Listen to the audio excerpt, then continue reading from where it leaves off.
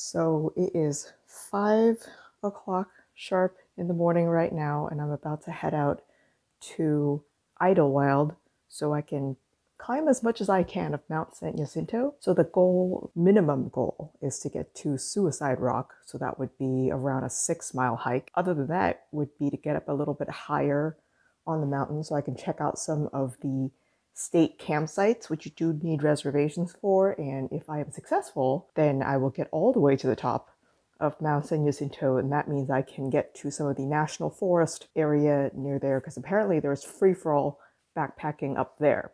I am planning for this to be only a day trip, so I've got a day pack. I might have gone a little bit overkill because I got a new backpacking stove, so I actually packed that for lunch with 2 freeze-dried things. So I'm thinking definitely gonna have lunch up there during the hike, and then if I'm there long enough, I'll also have dinner. So I have 2 freeze-dried packs. They're not that heavy, they just have volume. And then the one thing that is kind of heavy is the water filter, my Catadan ceramic water filter, which says it weighs a pound. I don't think it weighs just a pound. I don't know, it feels pretty brick-like when I was holding it yesterday to make sure I know how to put it together. Because if I do the entire San Jacinto mountain hike, that is nearly 18 to 20 miles clocked. So it's about 10 miles uphill and then 10 miles downhill. If I do run out of water, there might be lakes. So I'll figure even if I don't need water, I'll practice pumping it in the wild, because right now I've only used it in a sink. So I'm gonna head out now. It's about an hour-and-a-half drive. The parking is horrific, so which is why I'm leaving this early now. All right, let's go.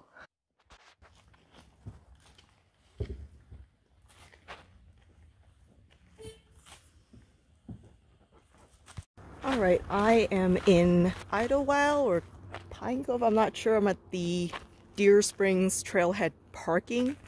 I barely found a spot kind of on the side of the road, off the road. Oh, that reminds me, I should put up a pass. All right, take 2. I've now put the America the Beautiful pass on my car, so we're all good. I'm technically not parked in the official Deer Springs Trailhead parking, which only takes, it looks like only takes about 10 cars. That's the actual parking area, like only 10 cars. And then that's where I parked my car, in this sort of side of the road thing. But just in case, I put out the parking pass anyway, just in case they are checking, because I'm not sure if that's technically part of the parking area or not. It's off the road, it's not anybody's way. Hopefully that works out. And I got here pretty early and this was already full. I first drove by before 7 o'clock and this already looked 90% full. And then I had to drive to the ranger station to fill out my day permit. And then I kind of ran around looking for a bathroom for a little while. Finally found some porta potties, like nobody else had an indoor bathroom. Good enough for me. I was ready to dig a hole and just go to the bathroom around here. So I'm gonna look for the trailhead. It might be right there, I'm not sure.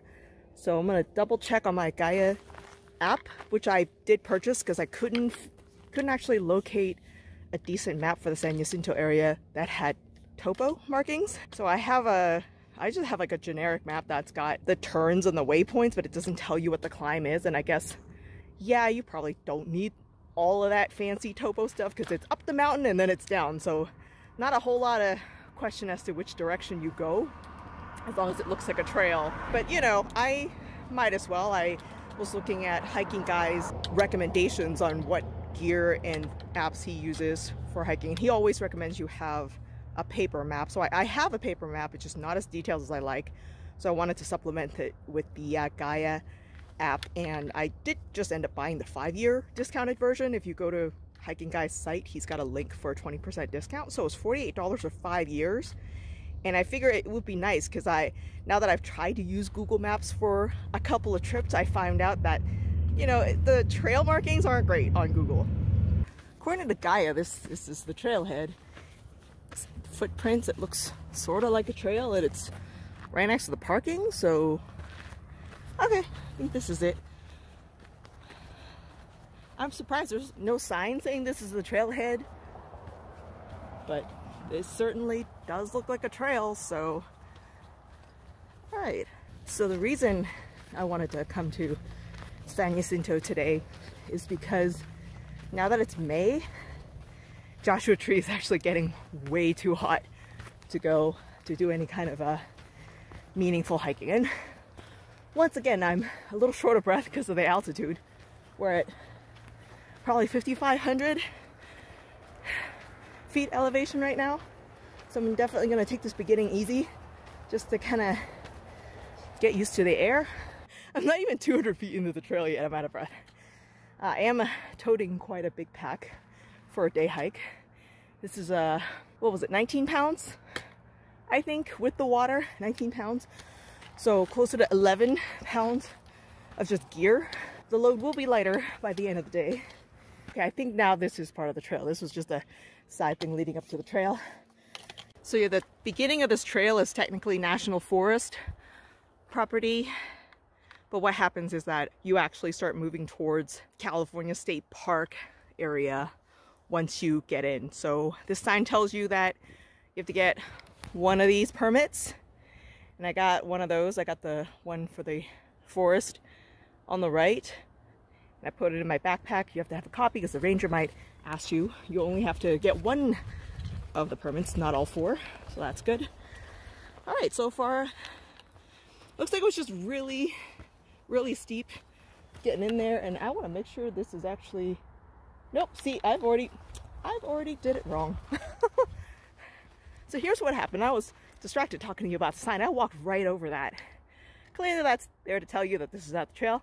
This is the trail, as confirmed by the sign. So let's get back on the trail. Let's not get lost. Less than a mile in. All right.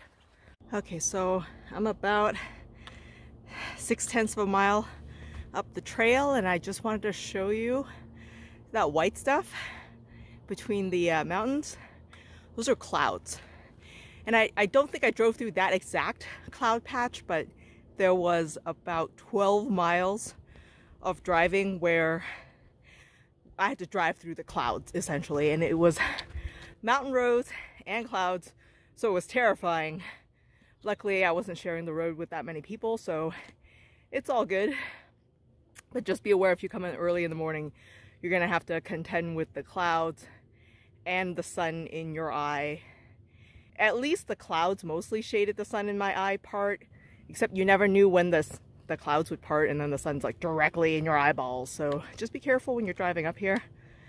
But that's a first good view of down below. About a little over 0.6 of a mile is the sign. We're entering the State Park Wilderness. You need a permit beyond this point, and a lot of critter warnings and telling you again, don't bring your dogs. About 1.8 miles in, 6,600-ish feet above sea level. You still see the clouds.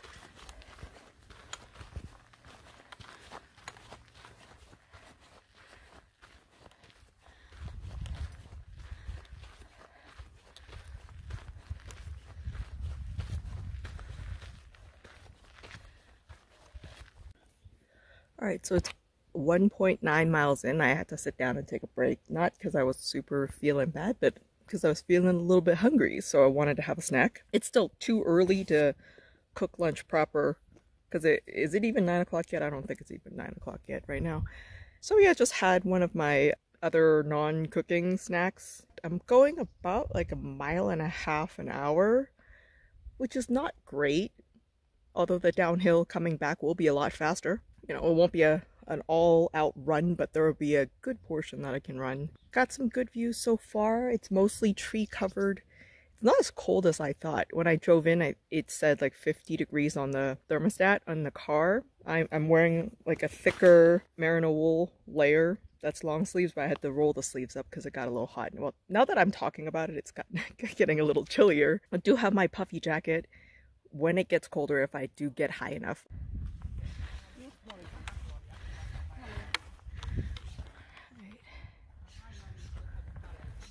It's 2.27 miles in. I still have another 7 miles to get to Mount San Jacinto.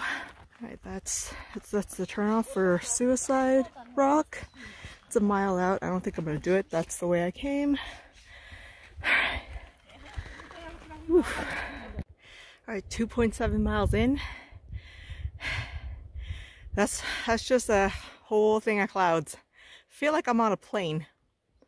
Still feeling pretty okay right now. I'm enjoying the view. A lot of people have been passing me, so that's kind of a wake-up call that I'm super out of shape. Like, people literally carrying backpacking backpacks that look like they weigh like 35-40 pounds, passing me like it's nothing. So I think I'm slowing down to a trickle now. I'm going like 58-minute miles right now in this last half miles. I still got like 6.5 miles straight up. Let me double check. 7,200 feet. So I've only climbed like 1,500 feet. And I'm supposed to end up at like 1,100 feet. So I have 4,000 more feet to climb. I don't know if I'll make it. I'm pretty sure I'll at least make it to the Pacific Crest Trail. Not sure if I'm going to make it that much up higher than that, because that is a lot of climbing. On the other hand, the backpack feels pretty good compared to last week when I was backpacking. That backpack weighed like 30 something pounds, like probably 31 pounds. This backpack, 19 pounds. Feeling pretty good. I'm just procrastinating now. Oh, it's a beautiful view. Look at that. It's gorgeous. All right, keep going. All right, so I've been hiking for about 3 hours. I'm actually getting a little hungry. I know it's only 10:30, but I had breakfast at 4:30. Actually, probably like closer to 4 this morning. So it's been like 6 hours since I last ate. So what I've done is gone off the trail a little bit and found this kind of flat-ish area that I figure I can set up the stove on. Also not obnoxiously on trail, because, you know, it'd be kind of weird if somebody's hiking up the trail and here I am with my stove all decked out. So I have the bagged food. I haven't had this one before, Trailtopia beef stroganoff. And I actually got the cup and the stove and the fuel to all fit into the Toaks 750 milliliter container, and I had space for a cup. All fit in this bag, so that was actually pretty cool. I don't think I wanted to schlep my JetBoil in a backpack, and then of course some water for the cooking. So let's get set up.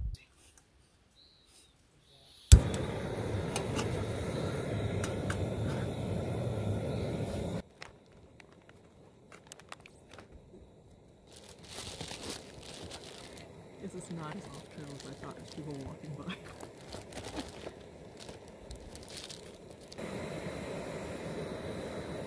10 minutes. Rehydration times will increase at high altitudes. Double rehydration times above 1,000 feet. So I'm probably going to have to wait 15 minutes because I'm at 7,877 feet. So I'm going to wait 15 minutes instead of 10 after this boils. So you have to be...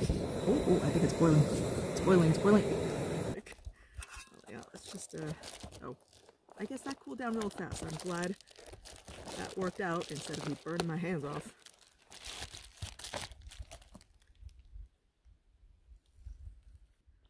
So, all right, close this back up.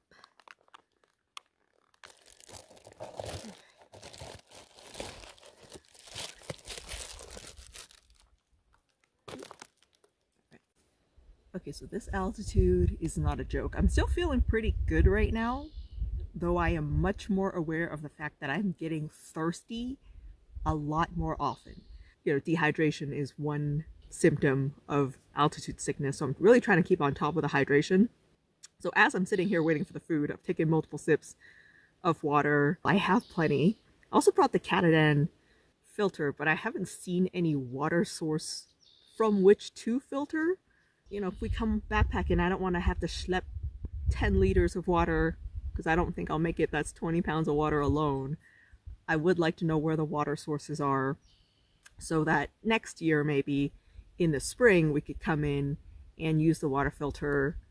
Hopefully I'll see some today because I really want to try out the water filter. I'm going to go ahead and start packing this up.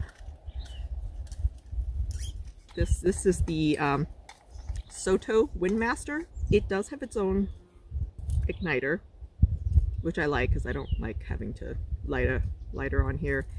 The newer ones come with the 4-prong, which is great stability because I couldn't quite get it level on here, but it's still held onto the pot pretty well. What I like about this is how it packs down. It just comes off like this. And then you put this guy up in here, and then you fold the little extenders out, and then I just do this. It packs down to that. Put it in the bag, and this is the 750 milliliter Toaks cup. It's a little bit wet, but it'll probably be fine. I wanted to do the cleanup while the food's cooking, because just sitting here doing nothing anyway except talking. So pop this is the 100 gram JetBoil propane isobutane mix. So this just, and you take the Soto Windmaster in this bag, and you just get gently maybe wiggling in here. And there might be, it's not a perfect circle, so maybe one way works, so it packs down to that. This is separate. You can, this is a JetBoil fuel canister stabilizer. You can buy it separately. I just took it from my set for my JetBoil Minimo, and I might have to negotiate a bit, but it essentially packs back down this thing, which in turn packs back into the stuff stack that the Toaks cup comes in. Right, and then I still get a little bit more real estate. I'm going to take this cup, which is a Sea to Summit tumbler, and just put it in here.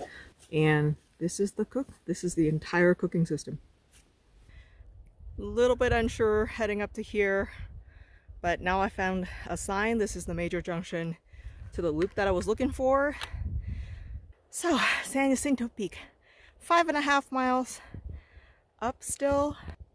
I am feeling a little bit better now. It's actually feels like it's warming up a little bit, but I sat down, took a break, maybe half an hour, because it took 15 minutes for the food to even cook. So feeling a little better, not hungry anymore. Also been hydrating. Yeah, gonna keep going. So I'm a little bit into the trail, and I see the little Pacific Crest Trail, National Scenic Trail sign. Oh wow, the views are getting good now. Alright, so I guess technically there's water. Good to know this puddle is here if I do get really thirsty, but I don't think I'm gonna pop out of this. Yeah, I'm good. Let's go. Let's keep going. Alright, I guess this is a more promising looking area to pump. The water's running at least. Into that, and then that's flowing out there, so yeah, good to know. If there's water needed, there it is.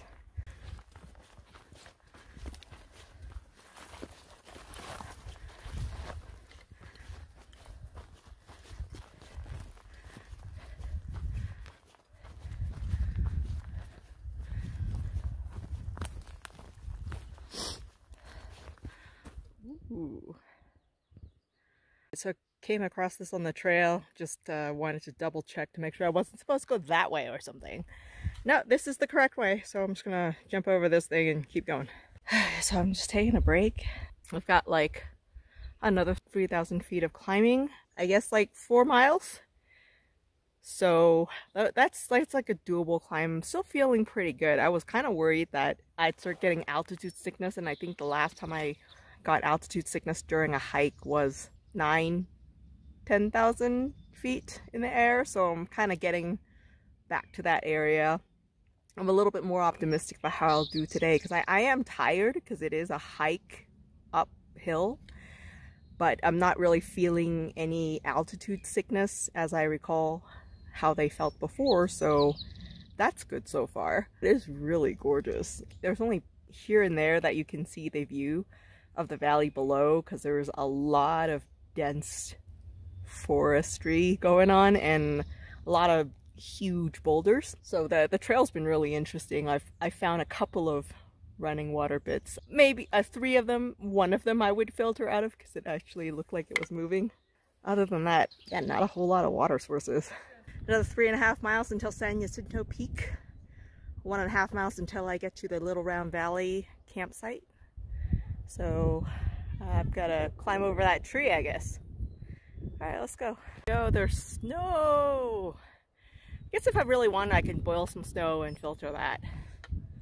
Okay, well, that's a lot of signs. Looks like that's Fuller Ridge Trail. That goes to Fuller Ridge Campground and PCT northbound, so I'm leaving PCT now. And I'm going this way. San Jacinto Peak, 3 miles? Really? Only got 4/10 of a mile? I guess.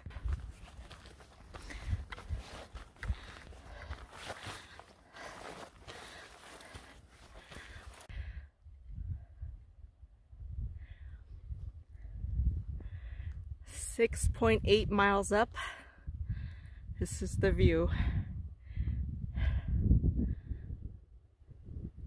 think we're passing the tree line. The trees have gotten a lot less dense and we're mostly seeing this kind of plants. Looks like this is a single track. We're doing some mini switchbacks on the way up. So let's go.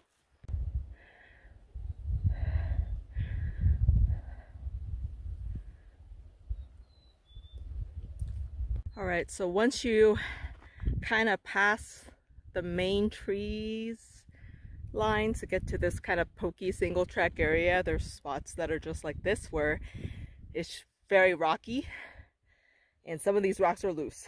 Right now there's no snow on the rocks, so that's good. Yeah, I could see how this could be really dangerous if there was just like a itty bitty bit of snow or rain. Alright, I'm like 7 miles in. Definitely getting harder to breathe. Also, the trail is getting more technical. There's a lot more rocky parts, narrow parts, not as wide and flat. Also, it's pretty sure that incline has gone up. I've just finished the whole set of switchbacks and I'm still over 2 miles away from the peak. I'm so close. I think I just need a minute. Whew. The view's great though, so check this out. Ooh.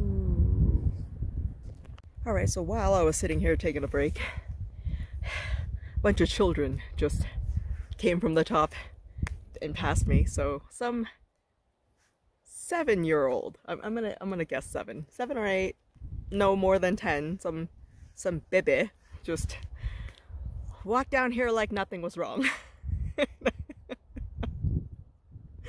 Oh goodness, 2 miles. I just gotta talk myself into it. 2 miles. Only 2 miles. Okay, I'm just gonna give it another 5 minutes. According to Gaia GPS and all the people that just walked through here, that's the trail. That's the trail. Okay. Or is that the trail? I'm not sure. It's a cairn right there, but neither of which looks like a superior option. I guess that's like I just keep going. Alright, so this is the fastest looking water I've seen so far, despite the fact that it goes right through the trail. Alright, so I ended up pumping water from here. Like, I saw that puddle and I was desperate enough to pump, and then I saw this and that looked even better. And then somebody gave me a pro tip so I was going to pump from here, but over there's deeper and more active, so I pumped from there. But the water that came out was like, looked a little bit cloudy. I don't know if that's just the ceramic pump, but somebody else had a water bottle that was also cloudy. So I'm definitely going to try drinking that water at home, but I'm not going to drink it on this trip unless I have to. Yeah, did want to pump just in case I ran out of water. Now that I'm looking at the water that I pumped, I've definitely decreased in volume. So I think the cloudiness was just the aeration that happened when I pumped it through the filter. Because it was at the top, now it's settled, and now it's clear. So I'm feeling a lot better about this filter. Alright, so I just passed 8 miles in. I don't think I'm getting any closer. It's just switchback after switchback. I would have thought I would have gotten to the campground by now, the little Round Valley campground, but 8.1 miles in, last mile was like 1 hour and 14 minutes. Maybe I lost 14 minutes pumping water, but that was like an hour for the last mile. So I'm just taking a break and thinking. All right, so after a little bit thinking, it's 3:15 right now. I don't know how close I am to that camp, but I think what I'm gonna do, if I'm going like a mile an hour uphill, is I'm just gonna sit down, have dinner or late lunch or however you want to call it, because the last couple of miles didn't look like it was very hospitable with just sitting down and eating food, and found a rock here that looks about even. So I'm just gonna eat the last bag of food I have, and then I'm going to turn around and go back down. Definitely not making it to the peak, not even sure if I'm gonna make it to that camp. It'll be a different story if I knew I could stay there overnight, but I don't have a camp reservation, and I don't have any gear. So I don't want to do any more uphill switchbacks. So I think I'm going path of least resistance, which is cook food and then go downhill for 8 miles and call it good, because it's still 16 miles, so that's still good, right? Next time maybe I'll start earlier or just go faster. Probably go faster. It's already came pretty early. Alright, so I know this stove is called the Windmaster, but I'm like eyeballing it very carefully. It's a little hard to spot to see if the thing is still lit. And it's doing well so far. So I am closer to the 10,000 feet mark. So this is going to take 20 minutes to cook. Maybe what I'll do is I'll put the boiling water in and then just like kind of hold it, start hiking down for 20 minutes, find somewhere to sit, eat it, because it didn't look like there was any good spots to cook food, because you need a really level rock to do it. I don't want to do it in the dirt where all the little pine needles are, because that's probably a fire hazard. And then once the 20 minutes is up, I'll stop and eat, because I don't know if I want to sit up here for 20 minutes. I'm so glad I brought the puppy, because it's cold. Once I stop moving, it's cold. Alright, so I do have to wait for the stove to finish cooling before I can pack everything back together. One thing I did learn about the Katadyn filter is that the little pouch it comes in has little drain holes, and there might still be water inside the filter. So my backpack got a little bit wet. Thankfully my puppy jacket didn't get wet, though it did prompt a whole check to see if my water bladder was leaking. That's critical water. So yeah, lesson learned, Katadyn filter goes on the outside of the backpack after it's been used. I'm feeling a little better about my choice now to just turn around here, because even the 8-mile hike down is going to be a little bit tough for the first half. And I am also pretty pooped. Although no altitude sickness, this is just straight up pooped, which I'm sure the altitude had something to do with, but not the sickness part. So usually like 8-mile flat, no problem. 8-mile rolling, no problem. 8-mile up the hill today, that might have been part of why I'm so tired, but also likely the altitude. At least I didn't get altitude sickness, and I almost made it 10,000 miles, 10,000 feet up in elevation. So hopefully the stove is cooled enough. I'm gonna go ahead and pack everything and start heading down. Hi. Lunchtime or snack time or whatever. Found a place with a good view. I'm gonna stop for a second and eat this. Right, so I'm taking a break at the place where I took a break at mile 7. So I'm 9 miles in, a mile down, so 7 more miles to go down. I took a potty break, so I went and found, like, I went up the kind of the upslope and found some rocks and trees to hide behind, and did my business. And then on the way out down the decline back to the trail, I somehow tripped over a log. Like, my left foot just caught the log. It raised up, but then I couldn't get my foot out in time to place it back down, and momentum plus my backpack already had me going down this incline, so I fell like face first, well, hands first, so my face didn't touch the ground too badly. Now thankfully I landed on a pile of baby pine cones, because if they were not baby pine cones, it would have probably hurt a lot more. That was kind of demoralizing.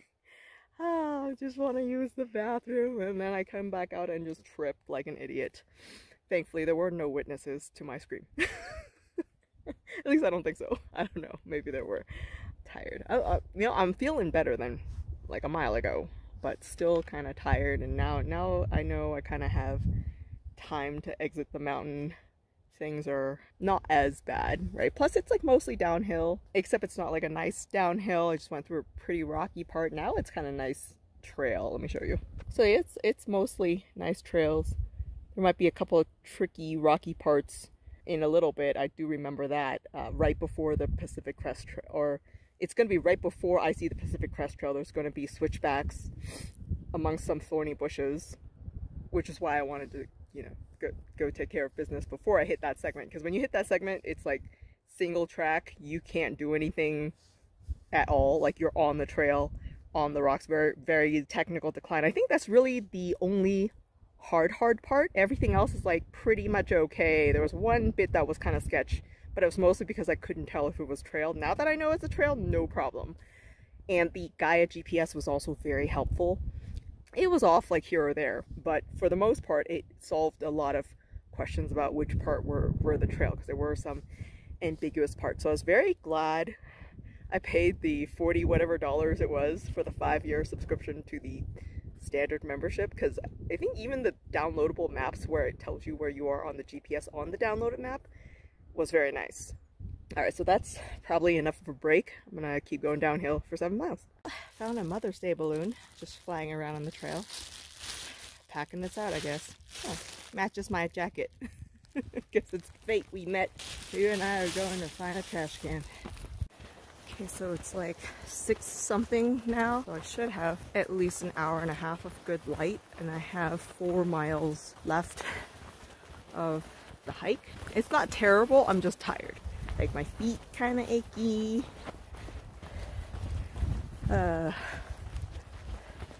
Just need like a teleporter down.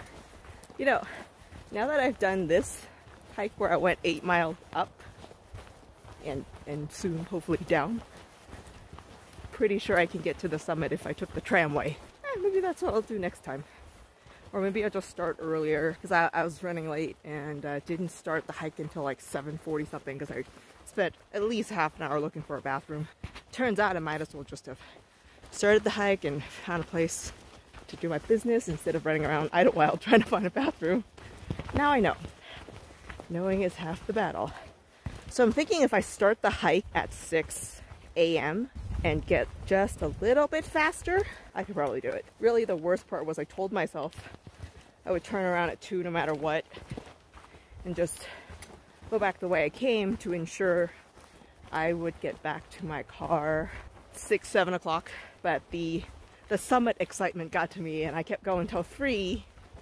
And then I looked at the map and saw just how far away I was away from Brown Valley campground and how much even further I was away from the summit. I knew if I tried to make summit, it would have probably taken me another 2 hours at that point, so I wasn't going to make it to the summit until 5, which made it very doubtful that I get back to my car before dark. But yeah, even if I finish at 8, I'm not getting home until like 10. And I'm just pooped. I woke up at 3:30 this morning. Overall, doing pretty well. I don't think I'm getting altitude sickness, so that's good. But I did have like a weird, it feels like acid reflux. Like some weird burning here and there, like right there a couple times. So I don't know if that's just like I didn't get enough breath or something. But now it's fine. Taking some breaks just to not get too tired because I don't want to be destroyed. And some of this, most of this path is pretty easy now, but some of it is kind of tricky and I don't need a stupid mistake and fall on some rocks. So I'm just trying to take it easy. I have a headlamp. At this point, I'm pretty sure I can make it my way. I might not make it back to my car before dark, but I should be okay. So I'm gonna keep going and hope to report back a little bit closer to my car. Wow, the clouds are pretty at sunset. I might have to drive through them on the way down again. Dang it. But very pretty. I have never been so happy to see a parking lot, unofficial parking lot, in my entire life. Oh. It's 15.78 miles. Almost 16 miles. Woo! So I guess all these people are backpacking right now, or maybe they're still on hikes or something, but there's my car. All right.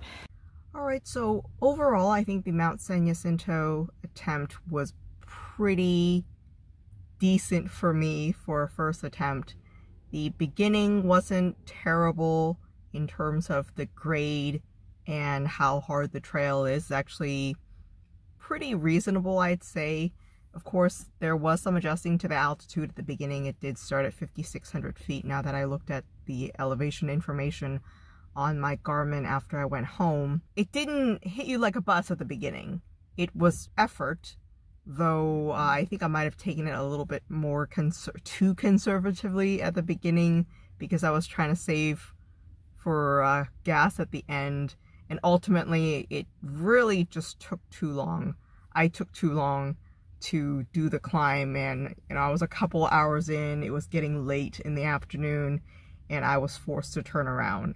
For some reason, when I was looking at the Gaia GPS map, at the point where I decided to turn around, it looked like I had some more to go before I hit Little Round Valley.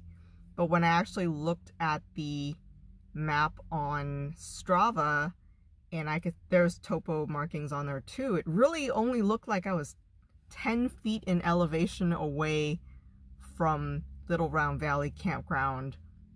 I still don't think I would have made summit, but it was kind of disheartening to realize how close I was to Little Round Valley, and I just couldn't see it. I didn't know how many more switchbacks I had before I got to it, and had I pressed on like maybe another hill, I would have gotten there. So I'm a little bit disappointed about that, and I really wish I just made that one last push to get there. But at the time, I guess I couldn't have known how many switchbacks I had. And on the Gaia GPS, and I don't know if this is an issue with the mapping software or my GPS positioning. I know that when I was looking at the map as I was doing some of the switchbacks weren't reflected on the trail map. And yet I saw myself doing switchbacks on the GPS marking, and obviously I could tell I was doing switchbacks. So I think I saw like a little bit left on the map and just not really having any idea how many switchbacks I had left. Hindsight's 2020. Now I know that it was much closer, and I think had I not lost time at the beginning looking for a bathroom, I probably would have had time to push a little bit further to get to Little Round Valley. So I'm sad I didn't make Little Round Valley in time to check it out. But next time, I'm definitely going to make it to Little Round Valley, and I really hope next time I make it to the summit. Overall, it was very beautiful. I saw a lot of good views. There were a lot of hikers passing me on the way up in the morning, and then in the evening they were passing me on the way down. Also, some backpackers going up towards the middle and end of the afternoon because they were camping up there. Yeah, I could see why the route was so popular. Overall, I did make it past to the point on Suicide Rock, so that was my minimum goal. So that was achieved. And I did make it to the PCT. I went further than I thought I was going to go. I got to pump with my Catadan ceramic water filter. Although, like, now that I think about it, I think I probably did get a little touch of the altitude sickness, and I really maybe was kind of in denial about it, or just maybe didn't realize. So I had that, I mentioned in the video, I had the acid reflux a little bit, and I wasn't sure if that was just because I was not feeling well or not catching breath. On the way home, so it was a 2-hour drive home. On the way home, I actually pulled over in Riverside because I thought I was going to throw up. And that's kind of when I realized that that probably was the altitude sickness. It was just slightly more mild than the case I had before. I'm just gonna treat it like it's altitude sickness just so I'm more aware of it instead of believing that I'm not impacted by it at all. And just really monitor that really well, because when you do have altitude sickness, really the answer is to go back down the mountain and not just keep pressing on, because that's that's going to be a very bad time. So I kind of had a mild case of it. I'll keep better tabs on it next time. If I feel that way again, I'll try to be more aware of it instead of dismissing it like, it's just a little bit of GI issue. It probably was altitude sickness. Overall, I thought it was a very successful hike. Got a lot of great pictures and I got a lot of great video, and it was nice chatting to some of the other hikers that were on the trail. I'm a little bit disappointed I didn't get to check out the town of Idlewild, because it was a very, very nice looking town with a lot of interesting looking stores. And as I found out later on the YouTubes, apparently there was an awesome chocolate store that I didn't get to go to because by the time I came off the mountain it was like 8 o'clock. There's also a really nice looking inn near the trailhead with some reasonable prices if you want to go during the weekday. So I might do that later on in the year. Just go do the 2-hour drive, go stay there, start off bright and early at 6 o'clock, do the summit, and then come back down and then stay at the hotel again, stay at the inn again, just so I don't have to drive home after, because it was a hard day. Where, I drove out at 3 o'clock. I woke up at 3, drove out at 5, and then I didn't really make it back until like probably 11 because it was 8 something by the time I left Idlewild.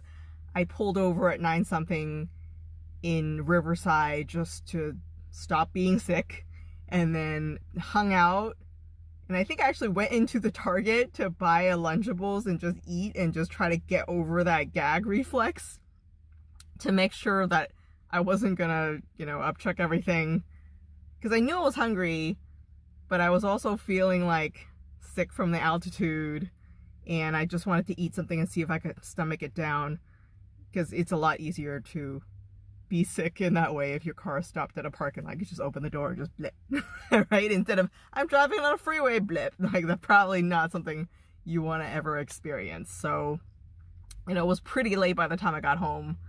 And it was a rough, long day, and I spent most of the day after just recovering. So yeah, I might do that, like a 3-night stay in Idlewild. That way I can start bright and early, but not drive too early. Have more hours to do that hike up and down, and then really get to relax in town, and maybe even do a little shopping the next day before I leave. So that's sounding a lot better. Now, I might pick some weekdays and do that just so the prices are a little more reasonable. So that was my hike of Mount San Jacinto. Yeah, I hope you guys go check it out if you have a chance. I know I'll be back to make the summit attempt again. Hopefully I will take videos and show you guys what it looks like at the top next time. Bye. That looks like the house of the Keebler elf. Unfortunately, there are no cookies inside, so we keep going.